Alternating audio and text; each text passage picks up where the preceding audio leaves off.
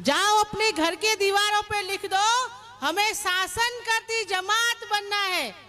ये जो बात है शासन करती जमात, ये शासन करती जमात को बनाने के लिए मान्यवर वामन मेश्राम साहब ने जो पहल किया है, आज तक हम लोग बोल 85 जय मूल निवासी बोलते थे और हम लोग अपनों से ही लड़ते थे।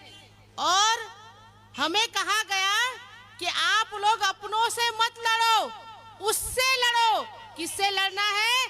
जिसने तुम्हारे हक अधिकार छीने हैं। और आज तक हम लोगों को SC ST OBC लोग क्षत्रियों के साथ में लड़ते थे। हमको मालूम नहीं था कि ये हमारा ही DNA का भाई है, ये हमारा DNA का भाई है और हम लोग आपस में लड़ते थे।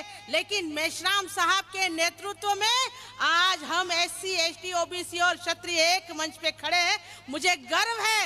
मुझे गर्व है कि इस सभा की मैं भी मौजूदा साक्षी हूँ। और आप सभी को भी मैं कहना चाहती हूँ कि आने वाले समय पर इस देश के अंदर बहुजन मुक्ति पार्टी और राष्ट्रीय परिवर्तन मोर्चा हमारे देश में परिवर्तन लाकर ही रहेगा। तो हम लोगों को बाबा साहब आम्बेडकर ने कहा कि जाओ अपने घर की दीवारों पे लिख दो, जाओ अपने घर के दीवारों पे लिख दो। तब तो दीवार थी नहीं, झोपड़े थे, कच्चे मकान थे, लोग अनपढ़ थे, गंवार थे। तो लोगों ने सोचा बाबा साहब आम्बेडकर क्या बोल रहे हैं। तो बाबा साहब आम्बेडकर ने कहा दीवार नहीं है तो क्या हुआ, अपने दिमाग में लिख दो, हमें शासन करती जमात बनना है। हमारे लोग 14 अप्रैल आती है और 14 अप्रैल के दिन रात को 12 बजे केक काटते हैं और धूमधाम से 14 अप्रैल की शुरुआत करते हैं और पूरा दिन डीजे बजाते हैं, गाना गाते हैं, जय भीम जय भीम। और जय भीम के नारों से पूरा भारत नहीं पूरा विश्व ब्लू रंग से रंग जाता है। एक ही दिन बाबा साहब आम्बेडकर को याद करते हैं और फिर डीजे बजाते हैं और दारू पीते हैं और दारू पीने के बाद घर पर जाकर बाबा साहब आम्बेडकर को भूल जाते हैं। एक दिन ही बाबा साहब आम्बेडकर को याद रखते हैं और बाकी के दिन बाद में घर पर जाकर सो जाते हैं। लेकिन हमारा जो संगठन है वो संगठन 365 दिन बाबा साहब आम्बेडकर का काम करता है। 365 दिन हम लोग लगातार काम करते हैं। हमारे लोग क्या करते हैं, 14 अप्रैल के दिन मूर्तियों पर जा के माला चढ़ाते हैं। लेकिन बाबा साहब आम्बेडकर की विचारधारा पे ताला लगा देते हैं और उस ताले जो ताला लगाया हुआ है ना लोगों ने विचारधारा पर, उस विचारधारा की चाबी वामन मेश्राम साहब के पास में है। और वो दिन रात 24 घंटे प्रचार प्रसार करके वो चाबी से वो ताला खोलते हैं और अपने बाबा साहब आम्बेडकर के विचार आप लोगों तक पहुंचाते हैं। बाबा साहब आम्बेडकर ने कहा अपने घर की दीवारों पे लिख दो, हमें शासन करती जमात बनना है। लेकिन हमारे भोले भाले समाज की महिलाएं, हमारे भाइयों ने क्या किया, अपने घर के ऊपर लिख दिया लाभ एंड शुभ लाभ लिख दिया। अरे शुभ लाभ लिखने से कोई लाभ होने वाला नहीं है। हमें अगर लिखना है तो शासन करती जमात किस तरह से बनना चाहिए उसका आप लोगों को निरंतर प्रचार प्रसार करना चाहिए, मंथन करना चाहिए। ईवीएम जो है वो आज की आधुनिक मनुस्मृति है।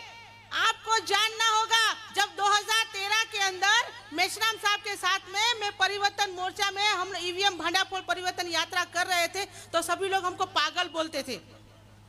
सभी लोग कहते थे अरे कुछ भी बोल रहे हो, ईवीएम में कभी कुछ हो नहीं सकता। तभी मेश्राम साहब ने सुप्रीम कोर्ट का जो जजमेंट था उनके मुंह पर मार कर कहा ये देखो ये सबूत है हमारे पास। आज भी मेश्राम साहब के पास सबूत लेकर बैठे हुए और लोगों को बताया कि सुप्रीम कोर्ट ने कहा है कि 8 अक्टूबर 2013 के दिन जो जजमेंट दिया हुआ है उसमें लिखा हुआ है, और सुप्रीम कोर्ट के जजों ने कहा है कि ईवीएम में फ्री, फेयर एंड ट्रांसपेरेंट चुनाव नहीं हो सकता, नहीं हो सकता। और हम भारत के लोग सुप्रीम कोर्ट का आदर करते हैं और आज भी करते हैं, और हम मेश्राम साहब के निर्णय का अभी इंतजार कर रहे हैं। हम मेश्राम साहब के एक बार आह्वान कर दे कि आप लोग ईवीएम को तोड़ दे। 15 लाख बूथों पर अभी भी हम लोग ईवीएम तोड़ने के लिए राजी हैं, लेकिन हमको बंधारण, हमारे संविधान के दायरे में मेश्राम साहब जिस तरह से कहेंगे उस तरह से हम करेंगे। साथियों, अभी 7 तारीख को आप लोगों के पास एक अवसर है, आपके पास अवसर है। अभी इस बार आप लोग इस बार बता दो, इन मनुवादियों को बता दो, इनको बदल दो। महिलाएं रोज रोटी बनाती है ना, तो जब तवे पर रोटी डालती है तो कच्ची रोटी नहीं निकाल देती, उसको पलट पलट कर सेक के उसके बाद ही रोटी खाती है और खिलाती है। तो आपको भी सत्ता परिवर्तन करना होगा। जब तक ये बीजेपी की सरकार को पलटोगे नहीं, तब तक आपका परिवर्तन होने वाला नहीं है। लेकिन बीजेपी को हटाकर कांग्रेस को लाना विकल्प नहीं होगा। आप लोगों को तीसरा विकल्प तैयार करना होगा, और तीसरा विकल्प बहुजन मुक्ति पार्टी है। आप लोग बहुजन मुक्ति पार्टी को मजबूत करोगे। आने वाले समय पर आप इतना करके मेरी वाणी को विराम देती हूँ। जय भीम, जय मूल्यासी साथियों।